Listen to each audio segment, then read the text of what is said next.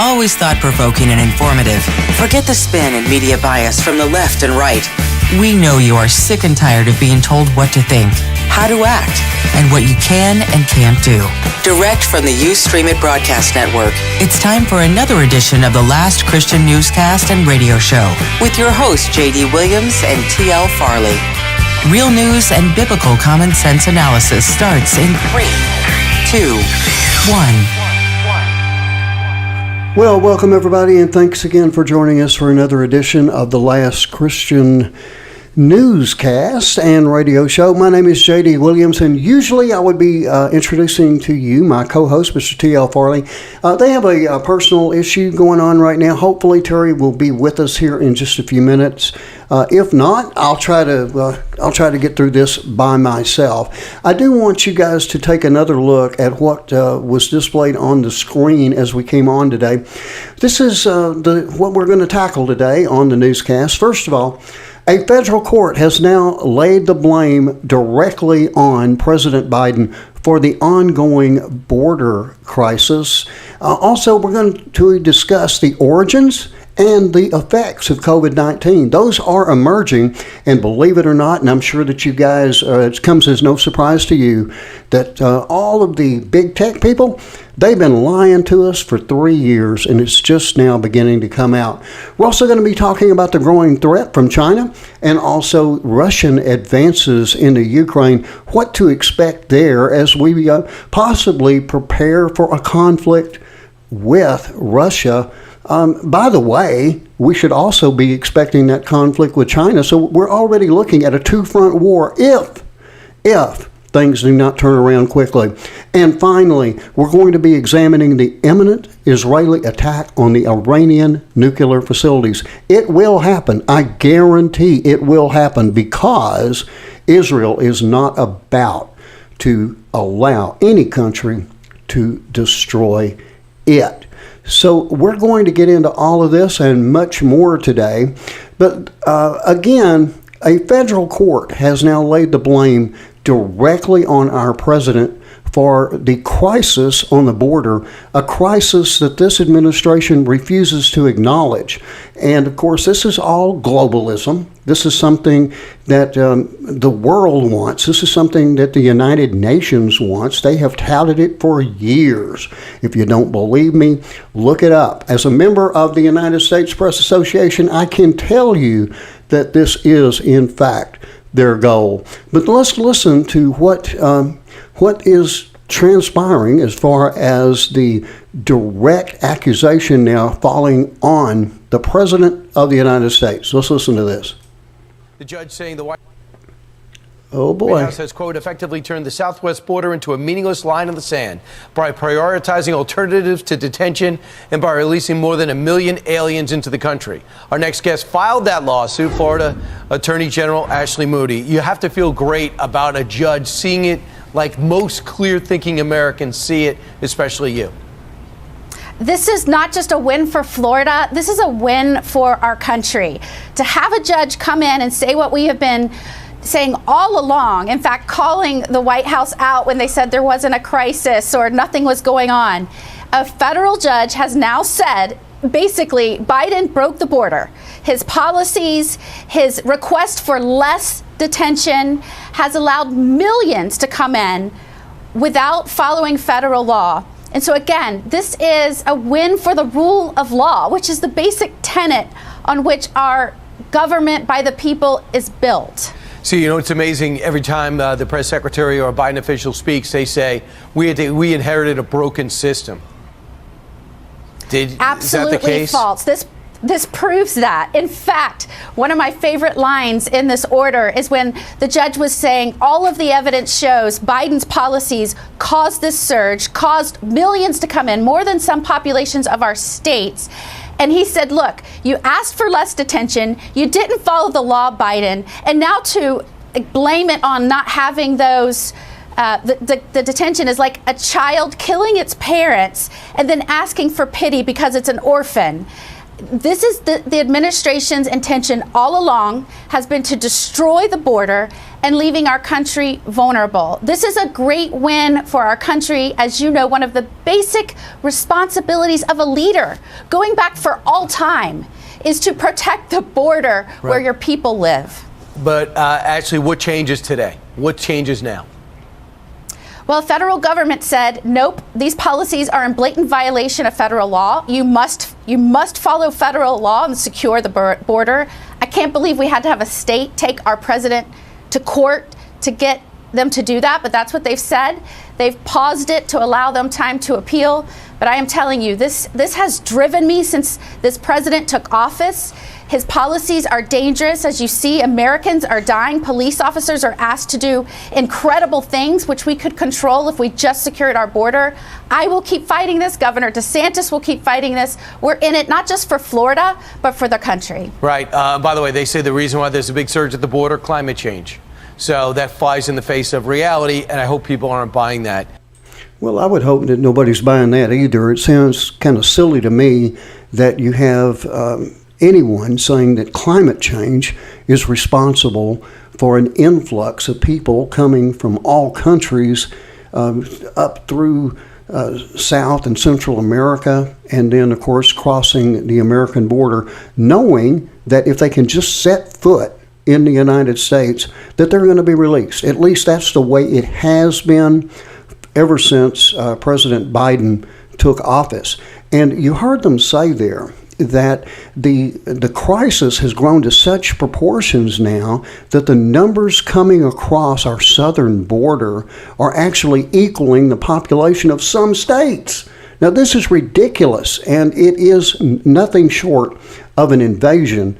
And for a state to have to sue the government of the United States to actually just obey the laws that have been passed by the United States Congress, well, that is a dereliction of duty on the president, certainly on our attorney general, and they should be held accountable. And I believe that they will be held accountable in the next election, if in fact we have another election in the United States that is fair. And I'm not a election denier. I've said it all along. President Biden is president of the United States. He won the election by whatever means.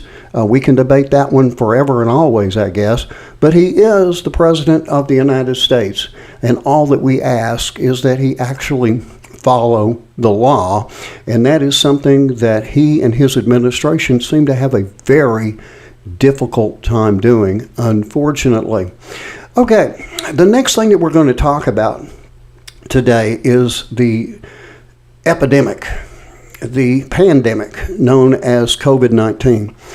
I'm going to tell y'all a very brief story.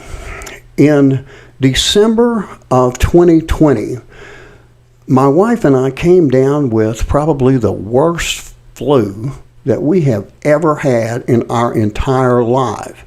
And then 3 months later, the country, basically, and the world for that matter, basically shut down for a pandemic called COVID-19. Now, in the past few days, it has come to light that COVID-19 didn't originate in March. It was actually being talked about in December of 2019. And that is precisely when my wife and I came down with what we are now convinced was COVID-19. Neither one of us went to a doctor, and I'm not saying that people shouldn't go to doctors. I'm just saying we chose not to. We treated ourselves at home. It was probably the worst flu I have ever had in my entire life, but we treated it with over-the-counter medications. We bounced back from it and have not had any symptoms anywhere close to that severe ever since. So I am personally convinced that I had COVID-19 in December of 2019. I'm not saying that as a medical fact. I'm not challenging science. I'm simply giving you my personal opinion that that's what we had. And based on what has been discussed in front of the United States Congress, I think I'm right. But again, that's all debatable, and we can talk about that at a later time. I do, however, want to play you some things from what's going on in Washington, D.C. on this very topic. And before I do that, I'm going to put up here on screen, this is a this came actually from a Fox News report. And by the way, we're going to be hearing a great deal of reporting here in just a moment. But what this says is the House Select Subcommittee on the coronavirus pandemic has held hearings on Wednesday on the origins of COVID-19. That's when they began the hearings. The next slide that I have for you shows that the former New York Times editor, Nicholas Wade, described several pieces of evidence that supported the fact that COVID-19 was a lab leak theory during this hearing.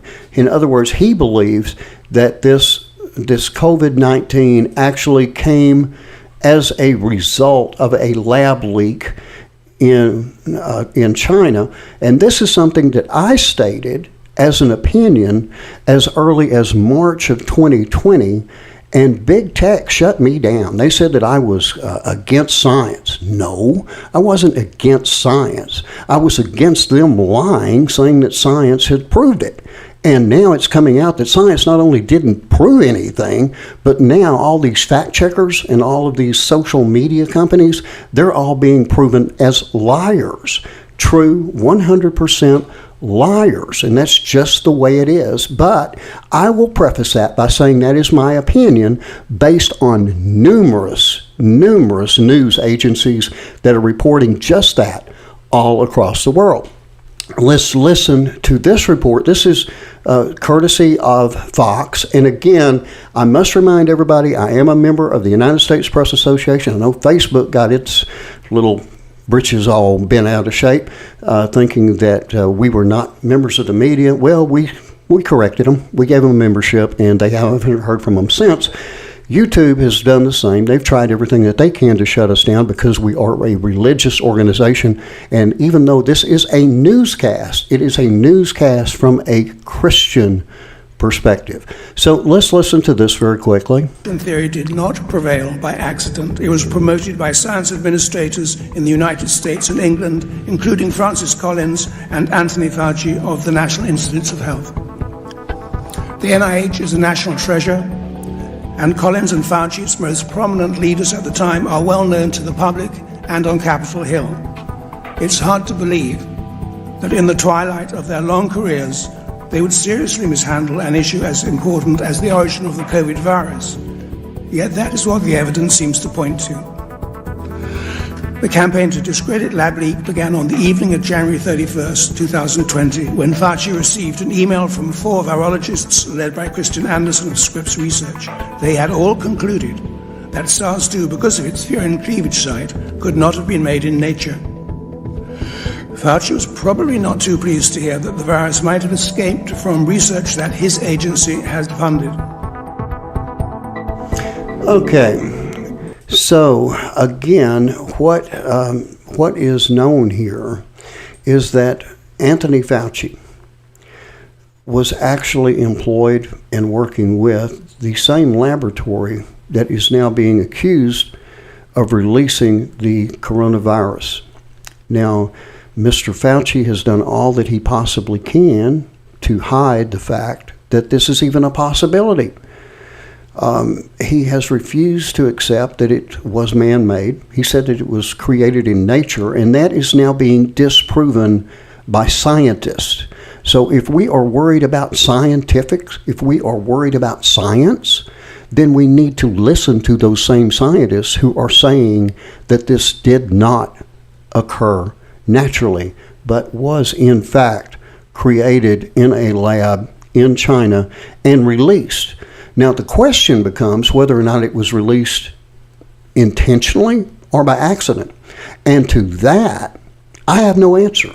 To that, I don't think the scientific community has an answer yet.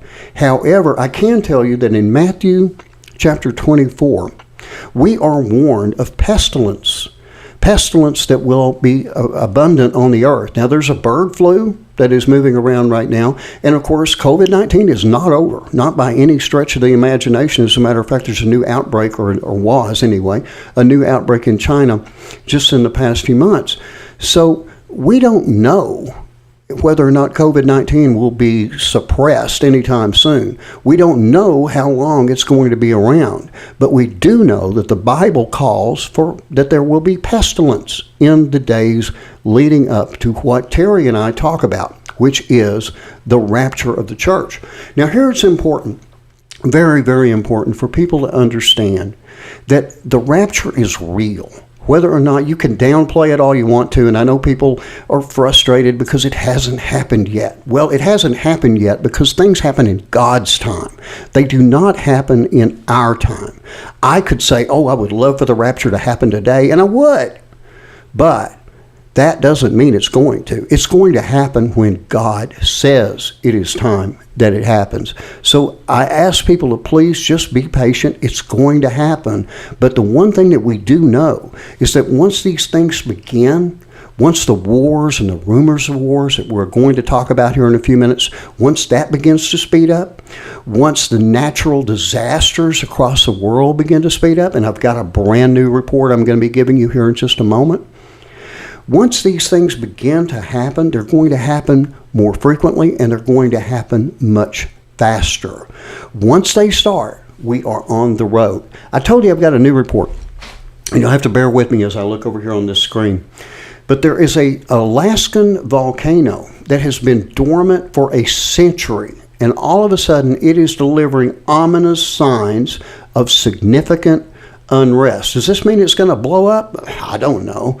But let's listen to this. The Alaska Volcano Observatory raised the alert level of advisory status for Tanaga Volcano on Tuesday following a series of earthquakes. Remember, earthquakes are a big part of Matthew 24. The earthquake activity beneath the Tanaga volcano began to increase slowly, starting at about 1:30 p.m. Alaskan time, roughly 8:45 p.m. Now, this is the largest of the quakes have a magnitude, this is the earthquakes we're speaking of, they have a magnitude between 2.0 and 3.0, with the initial locations at shallow depths beneath the volcano's summit. That indicates that we're seeing significant unrest at the volcano. Now, this is according to John Power, a research geophysicist with the U.S. Geographical Survey, who is stationed in Anchorage, Alaska. He says whether or not this will lead to an eruption is something we can't say at this point in time, but we are concerned about it enough that we have gone and elevated the warning level. Now, I see Terry has shown back up here, and I am going to go ahead and bring him into the discussion. And Terry, what I'm talking about, or what I was just talking about with everybody, was the fact that there is now a lot of activity surrounding a volcano in Alaska that has been dormant for over 100 years, and they are extremely concerned about that. Also, you missed the first part, the first thing that I was talking about today, where a federal court has now blamed the Biden administration for the border crisis and has ordered them to stop the catch and release. Look at that. Okay, so anyway, I'll let you comment on both of those things. Well, praise the Lord. The border thing, because it's closer to us in that regard, is a praise to the Lord. I'm so glad. Just hopefully things are turning around a little bit. The volcano, that's right in order with Matthew 24. Right. And you've got earthquakes in Turkey and so forth and so on. Jesus said in different places, these things are happening. Right. So, yeah. And also, I had also talked about the origin of COVID-19. All of a sudden, everybody is coming to agreement that this came from the Wuhan lab in China, all except for, of course, Anthony Fauci. His memory seems to get worse and worse as days go on. But anyway, I had just talked about him and, of course, about this earthquake, but I had not finished talking about Dr. Fauci, and I want you to listen to this report. Again, we are not saying that COVID-19 definitely, without any doubt whatsoever, originated in a Chinese lab. However, the scientific evidence that they touted so much, well, now that scientific evidence is backing me up, okay, all the way back from March of 2020. Okay, let's listen to this one. Health firm. Doctor, it's always good to have you with us. Thank you very much for being here. I just want to start by playing this moment from Representative Jim Jordan about the back and forth on this lab issue among the top health officials in the United States at a crucial time. So 3 days after they say it came from a lab, they changed their position, and the only intervening event's a conference call with Dr. Fauci and Dr. Collins. Again, a call that Mr. Redfield was not allowed to be on, the head of CDC and on the coronavirus task force. And then 3 months later, shazam, they get $9 million from Dr. Fauci. Well, isn't that something? What is he referring to there, and what's your take on that? Well, they obviously had a conversation on February 1st, and then I think several after. Previously, they had this group of scientists that thought that the virus did not look like it was a virus that evolved in nature, and then within 3 to 4 days, they changed their point of view. The implication was they later received substantial funding from NIH. You know, I don't personally believe they're linked, but obviously it makes people wonder that what was the basis for changing their point of view within 3 days? There was no new science information. And I think what bothers me about it the most, and I've said this before, that the approach they took was antithetical to science. I had made it clear to Dr. Fauci and Jeremy Farrar and the Tedros from the WHO that I thought we had to aggressively pursue both hypotheses, the spillover and the lab, and we had to use science to get at the answer. And I let them understand my own thinking as a virologist that I thought the evidence was definitely in favor of a lab leak. And again, that was very disappointing me to learn when the Freedom of Information came out months later that they had these calls, and then I was totally excluded from all of them. Yeah, I mean, we were told time and time again that if we were smart, we'd be listening to science, and that science was essentially Dr. Fauci. So if you didn't go along with what he said and you didn't believe everything he said, then you were against science, which is, you know, an insulting idea, because you're a scientist and your opinion was being completely shut down. Because there's so much focus, and I think rightfully so, on how the lack of transparency and the destruction of some of the evidence that we believe China did. You know, do you think in the early days, if they had been more open to this idea that the virus looked like it had been genetically engineered and very similar to the kind of thing they were working on in that lab, do you think we could have gotten closer to the origins and gotten more out of China in those early days? Yeah, I don't think there's any question. I was in conversations with my counterpart on New Year's Eve in the first week of January, offering to put a team of about 20 people in to help him discern what was going on, particularly to learn whether there was evidence of human-to-human transmission and asymptomatic transmission, both of which he said there was neither human-to-human transmission nor asymptomatic transmission, both of which were wrong. It was very unusual because in the past, as I head of CDC and him head of China CDC, we could just agree that I would come in and help or he would come in and help. But he told me that he wasn't allowed to give me permission. I had to write a request, and which I did. That request, unfortunately, was never answered. I did ask the president to request that we could come in to President Xi, and he did make those phone calls in the first, I think, 10 days of January. And again, the request was denied. We were not allowed in. Big mistake, a big loss. And again, I want to make a point that this is not just China. This is basically the United States, the European scientists, and China. So when people want to say, well, it's all China, no, it was the United States scientific community, it was the European scientific community, and it was China, all involved in this research that I believe led to the greatest pandemic of our time. Wow. It's an extraordinary story. And there's a lot to dig into here, and we're going to keep doing it. Dr. Redfield, thank you. Okay, now, this guy was the head of the Center for Disease Control for the United States of America, and he was excluded from being a participant in discussing what was going on with the pandemic. If there is anything more stupid than that, please let me know what it was. And unfortunately, right now, Terry, quit playing with your lights, please. Unfortunately, for now, I blame that on President Donald J. Trump, because President Trump could have said, no, Mr. Fauci, you've got to bring in the CDC director. He could have done that as president. He didn't. He failed on that one. Okay, so that one's on him. Now, Terry, you're not going to have time for 2 minutes to Terry in the first half of this show. Okay. Now, I want to get back a little bit to this discussion on when this started. I mentioned this before you joined us, that in December of 2020, Anita and I came down with the worst flu that we have ever had in our entire life. We didn't go to a doctor. We took over-the-counter medication. We were both down for a week. It was the worst thing I have ever dealt with in my entire life, but we survived it. And now I'm hearing, and you just heard it in this last report, that they were talking about this in the first week of January of 2020. And what I'm talking about is December of 2019. I had COVID-19 in 2019, in my opinion. Okay? Now, they should have done something. The government should have done something. But Anthony Fauci, I don't know, medical license, his medical license should be revoked.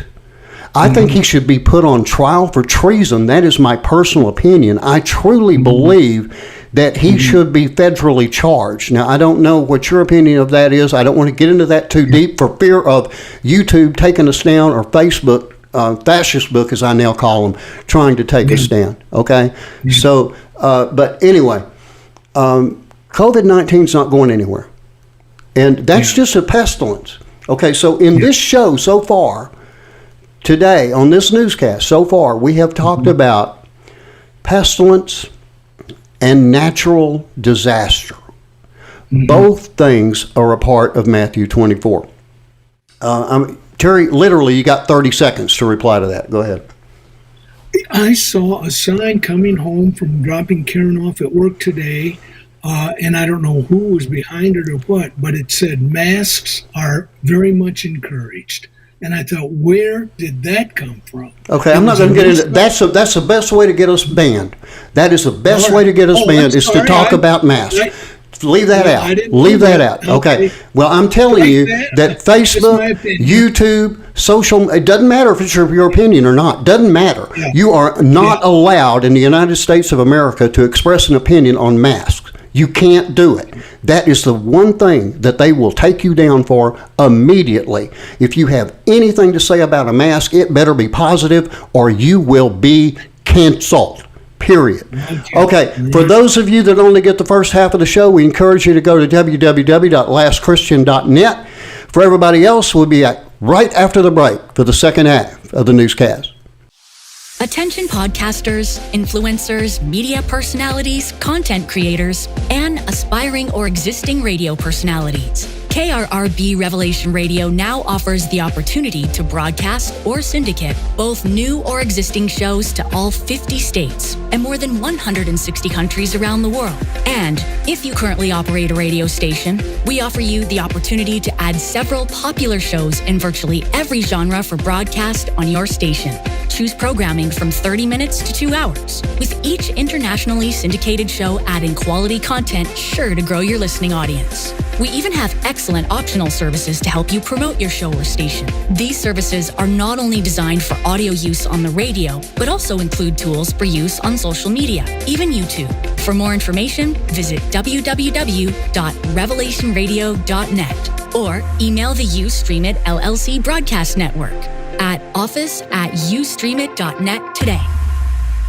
And welcome back, everybody, to the second half of the Last Christian Newscast and radio show.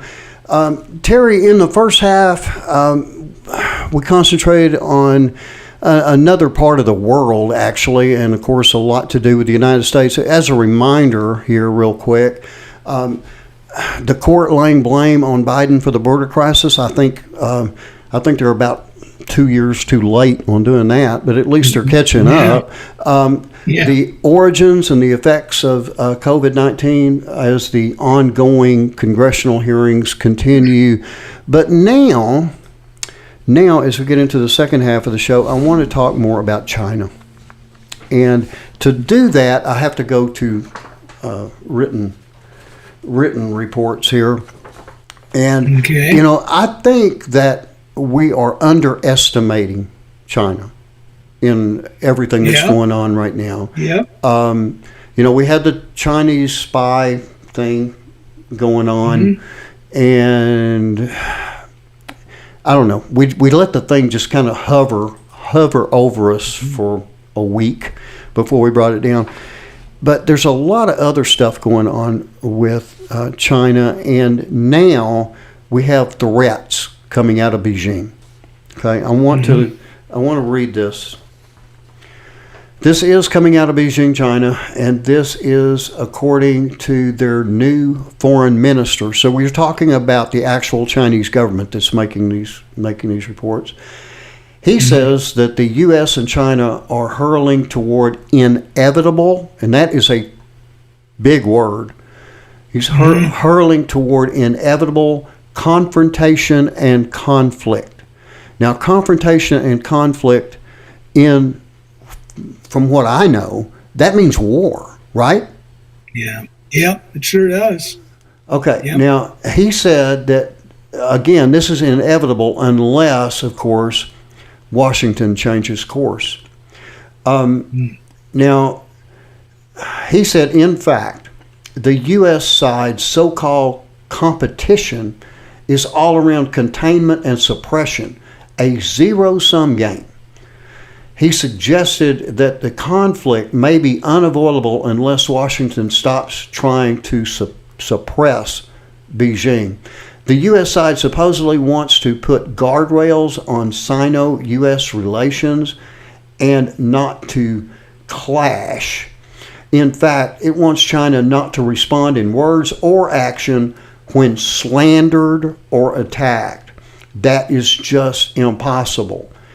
If the U.S. side does not put on the brakes and continues down the wrong path, no amount of guardrails can stop the derailment and rollover into confrontation and conflict. Western countries led by the United States have implemented all-around containment, encirclement, and suppression of China, which has brought unprecedented severe challenges to our country's development. What do you think about all that? It's pretty well garbage. China is the one making all of the aggressive moves. America, I wish America would do something. America's not doing anything. They're asleep at the wheel, all of them. Right. They're not even, so China is able to play the stage, make the speeches, do all of the grandstanding, because there's nobody doing anything on stage in the world for America. The Americans are just, they're pretty well asleep and happy at the wheel with old Biden. Well, I know that President Trump suggested that, we better do something with China. He had talked about that throughout his administration, and he was criticized for it quite a bit. Yes, he was. He was. And I also know, and this is a fact, that Hunter Biden, the president's son, was very much involved with at least companies inside of China. And now, whether or not this is playing in any way, shape, or form to the way that the Biden administration is handling China, all of that would be personal opinion from me, from you, or from anyone else. We don't know. We simply don't know. However, I do find it suspicious that President Biden refuses to really say anything about the Chinese government and all this stuff. What do you think about it? Yeah, and the only thing that keeps me from being too hard on Biden is because he doesn't talk a whole lot about anything. So, it's not like China's the only one getting ignored. You've got the border. You've got all of the things going on in America. You've got the Ukraine. He's totally oblivious of the world. Totally oblivious. Well, I'm going That's to. my opinion. Yeah, I was just going to say I've got to say that's Terry Farley's opinion, because some of that I agree with and some I don't. Now, here's the deal with China. Not only are they making statements like that, which are, they're scary. It's just downright scary to think that two superpowers could go into conflict, because that's not going to be a conventional warfare. It's not. There's just no way. So, that's a scary proposition. That's a front. And we talked about that in a previous show, that I suspect that in time America could be fighting a war on three fronts: from the east, from the west, and from the south. Maybe from the north too, if you count Russia coming in from that way. Yeah. Sure. But anyway, another thing that's going on with China right now, and this is a report that has just come out. It was actually published just today, that China has stolen U.S. military secrets to create a formidable J-20 knockoff of America's F-22 Raptor. Now, looking at this report, it said that China has achieved its fifth-generation fighter jet by copying U.S. military tech, and it could maintain its pacing challenge for the American military if more isn't done to safeguard sensitive weapons information. What we know is that because of the espionage efforts, China's J-20 is more advanced than it otherwise would be, and that's the important point here. Now, that was stated by the former acting Undersecretary of Defense Policy, James Anderson. He said that they have profited greatly from their thievery over the years. They've put it to good use, and they've come up with an advanced fifth-generation fighter, noting that it's hard to say, short of actual combat, how the J-20 matches up against the U.S. F-22 Raptor fighter. I don't want to find out how it does in combat against the F-22. Do you? No, I don't. I certainly do not. Okay. So, again, I don't think we're paying enough attention to China. I think that we should. And what can be done? I don't know. I'm not real sure. But I don't think that pushing them to war is a very good thing. I will say this. I'm bringing this back into Matthew 24, and I'm also the nation against nation in Ezekiel chapter 38 and 39. I believe more and more, again, personal opinion, not prophecy, that China is a part of that great coalition that will come up against Israel in the Gog and Magog war. Whatever you have to say there, Terry, go ahead. Yeah, they could. But I want to go back and touch on the comment you made. And again, I know this is opinion. You're just giving your perspective, as I am, okay. Unless it's news, hard news, and then you say so.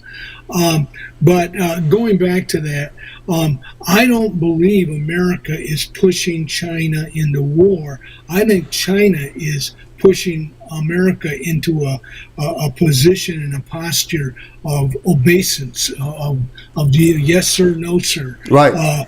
I think they're hoping they don't have to use that J-20 and so forth. I think they're hoping they don't have to use the nuclear things. When they're going to use that is when Americans begin to stand up and talk back. And then they're going to say, we're in trouble. And then we don't know. Again, we do not know what's going to happen. So I don't know. I think China is going to play a larger role in this than either one of us want to admit. And by that, what I am talking about is the Ezekiel 38 prophecy, because China is such a huge country. They are a nuclear superpower. They're obviously, population-wise, the biggest country on earth, unless I'm wrong. I don't think I am. The landmass is huge, and of course, by land they could get to Israel. You know, I mean, I don't know. I just feel like that China is going to play a much larger role in prophetic events. And here, YouTube and Facebook, or fascist book as I like to call them, they can take a back seat on this because they know nothing about the Bible. So they have no idea what I'm talking about when I say that the Russian coalition will move against Israel. That's in the Bible. And if anybody there, Zuckerberg, it might really help you out if you would pick up a copy of the Bible. Go to Ezekiel chapter 38 and 39. Read about it, and I'll pray for you, and maybe I'll see you in the air. Doubt it, but might. Okay, I shouldn't have said that. I take that back. Okay. All right. Well, so I'm a bad influence on you, Joel. Okay. All right. Well, again, I do think that it is a growing threat, as I have there on screen right now for those of you that are getting this in video form. The next thing I want to talk about, though, is Russia.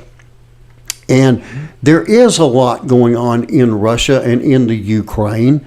And one of those things, of course, is let's just listen to it. It's the best way to do it. This is about the United States and Lithuania and how they view the Russian situation right now. The United States and Lithuania committed their continued support to Kyiv until Ukraine prevails and called on other allies to do the same. In a joint statement following their meeting in Washington, D.C., Secretary of State Antony Blinken and Foreign Minister Gabrielius Landsbergis said their countries will keep helping Ukraine to alleviate the suffering of its people and to defend its sovereignty and territorial integrity within its internationally recognized borders.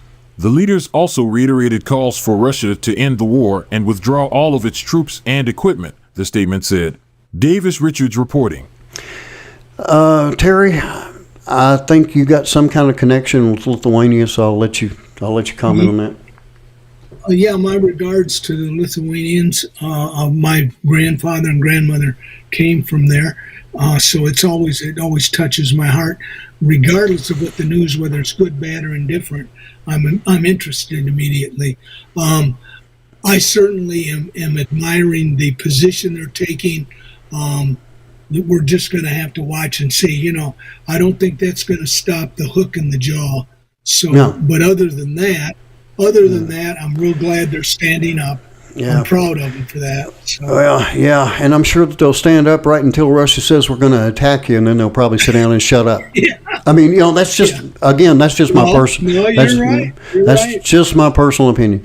Okay, I do know that the Ukrainians continue to poke Russia in the eye, like it seems like they want to do something almost every day to get Russia madder. Maybe it's to, I don't know.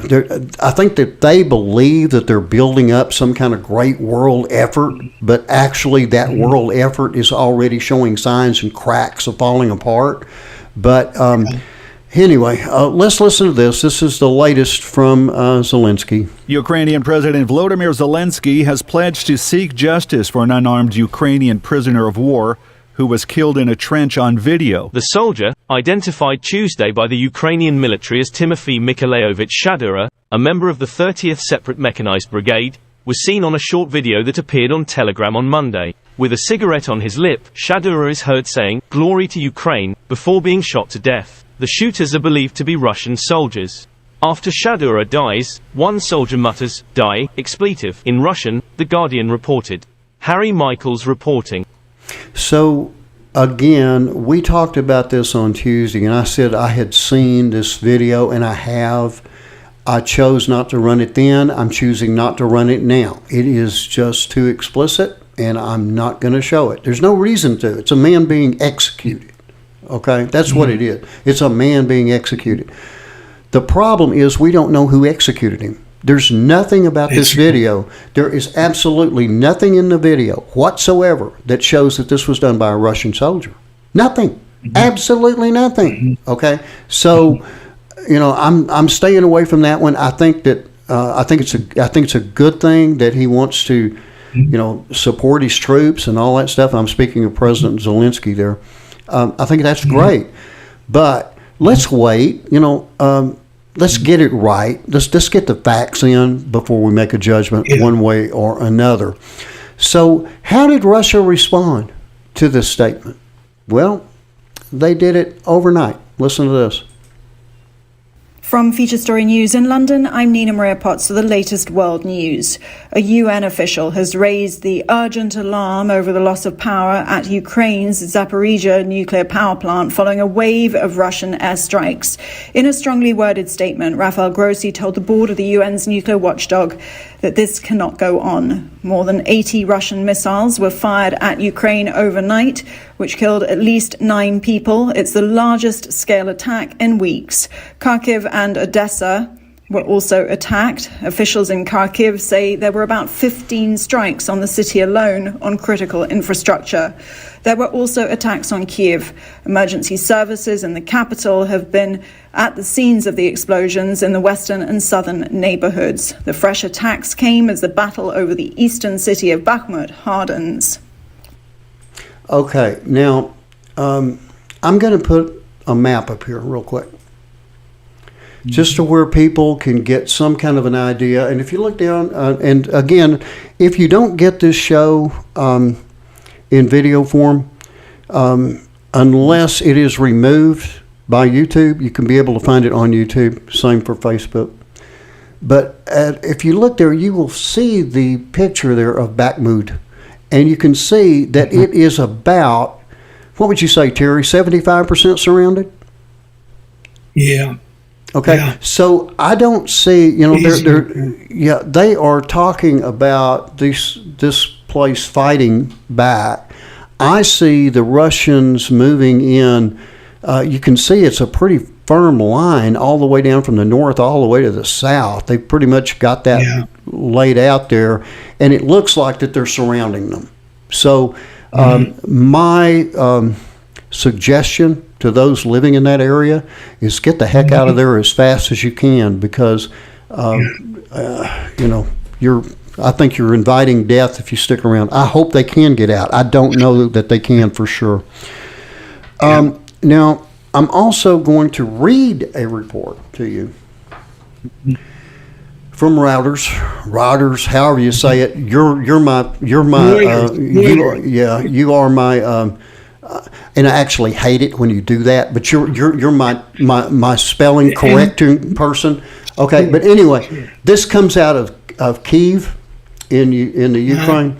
And it said that Russia launched a huge wave of missile strikes across Ukraine while people slept on Thursday, killing at least 6 civilians, knocking out electricity, and briefly forcing Europe's biggest nuclear power plant off the grid. This isn't the first time that they've taken that down. It says the occupiers can only terrorize civilians. That's all they can do, but it won't help them. They won't avoid responsibility for everything they've done. That's according to Zelensky. But the Russians are obviously having no problem with weaponry. They're having no problem with soldiers. Despite what all the other news agencies want to tell you, the Russians, they say everything's going according to plan. Everybody says it's not. Well, I'm beginning to think that maybe Russia's right and everybody else is wrong. That's my opinion, but I'm going by news reporting from all over the world. What do you think? Yeah, no, I think you're exactly right. I'm sorry, but I do not see any hope for Ukraine winning this. I don't even see them staying even. I don't either. When it's time, that again, we have to go back to 38. Ezekiel, and the hooks in the jaw.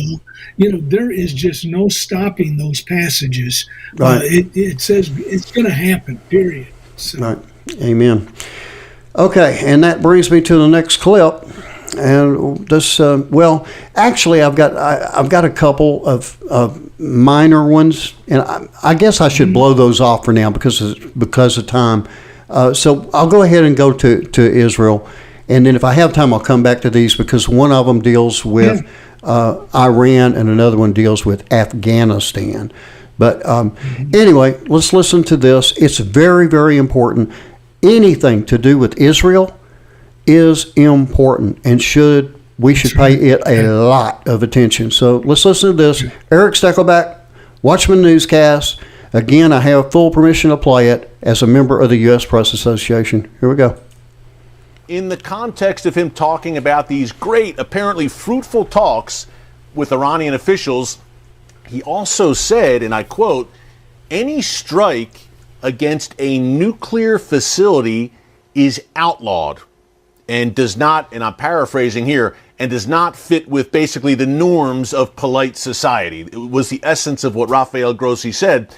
But any strike against a nuclear facility is outlawed? Folks, read between the lines. It's not too hard to understand. Number one, when he's talking about a strike against nuclear facilities, clearly he's talking about Iran's nuclear facilities, and clearly he's addressing Israel. He didn't have to mention the players. We all know who Rafael Grossi was talking about.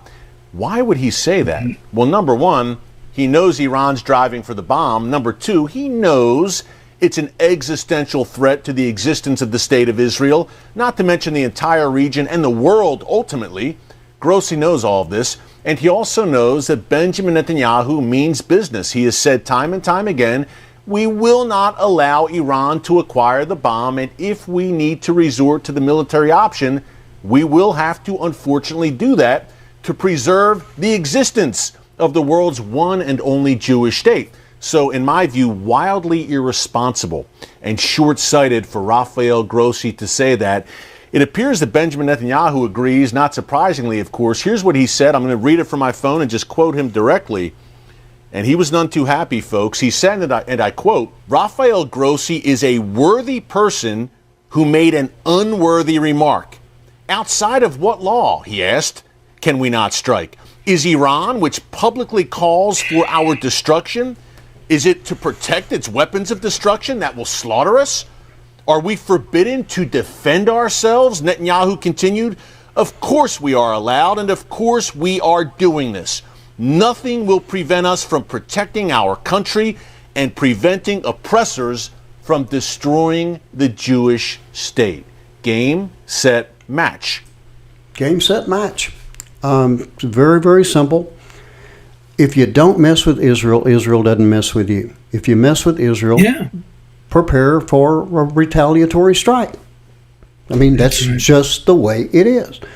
And these countries, like Iran, are dedicated to destroying Israel, and Israel knows it, and Israel simply is not going to let them do it. I mean, it's just that simple. So the guy that he was referring there is from that International Atomic Agency. I forget what it's called, IAEA. But anyway, he basically said, hey, let them do what they're going to do, Israel. Don't worry about it. They're not going to hurt you. They're not going to hurt anybody if they get a nuclear weapon. Wrong. I put the whole world at risk. Okay, I'm really surprised that this guy had something so stupid to say about that. Okay, I want to follow that up right away with yet another report from Eric on the same topic, but it just kind of highlights and makes it more clear that Israel's not messing around. Israel is, they're serious. Iran is serious about trying to destroy Israel, and Israel is very serious about saying, no, you won't. So listen to this. Among the Biden administration, that Israel may just act against Iran. Hey, we had a U.S. official testify last week that Iran is likely just 12 days away from having enough material to develop at least one bomb. And we know that the IAEA has said even that Iran is enriching uranium, at least at one site, to up to 84%. Not to get too in the weeds, know this. When you enrich uranium at a 90% level, that is weapons grade. That is the level where you can start producing nuclear weapons. Based on the Iranian regime's statements, they would use the bomb against Israel. Folks, it is a central pillar of the Iranian regime's ideology to wipe Israel off the map. It is a driving force behind their entire rationale for existence. I've said it before, I'll say it again today. What I do is not brain surgery. I simply observe and listen to the statements of Iran's leaders, and I believe them. And if the 20th century taught us anything, the century of Mao, Saddam, Hitler, and Stalin, it's that when evil men tell you they want to kill you, you should indeed listen to them and take them at their word. I don't believe what the Iranian regime is saying about Israel, or America for that matter, is just bluster for domestic consumption. Neither does Benjamin Netanyahu, no matter what Rafael Grossi and the UN say about an outlaw against a strike on Iran's nuclear facilities. No one wants to see it. It's an absolute last resort. But again, it all falls on Israel's shoulders, much as it did in 1981 when Israel struck Saddam Hussein's nuclear reactor, and much as it did in 2007 when Israel eliminated Syria's nuclear reactor. Do you sense a pattern there? When a hostile neighbor begins to develop nuclear weapons, Israel acts preemptively. Iran has certainly noticed that.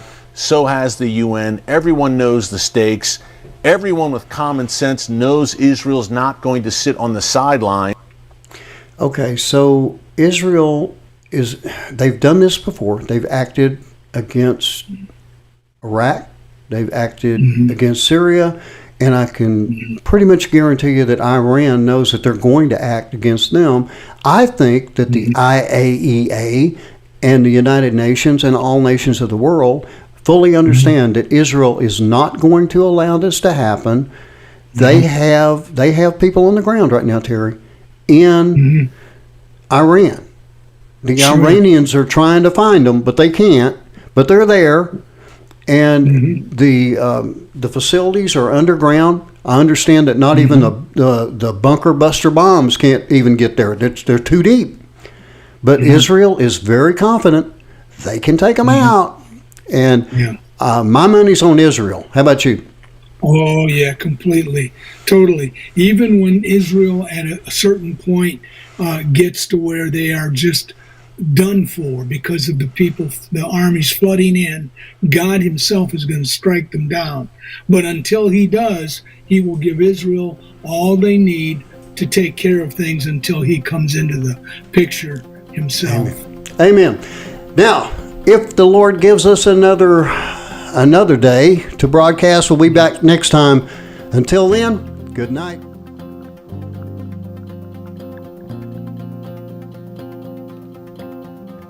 Thanks again for joining us today for the Last Christian Radio Show. And be sure to tune in every Tuesday, Thursday, and Saturday right here on Revelation Radio.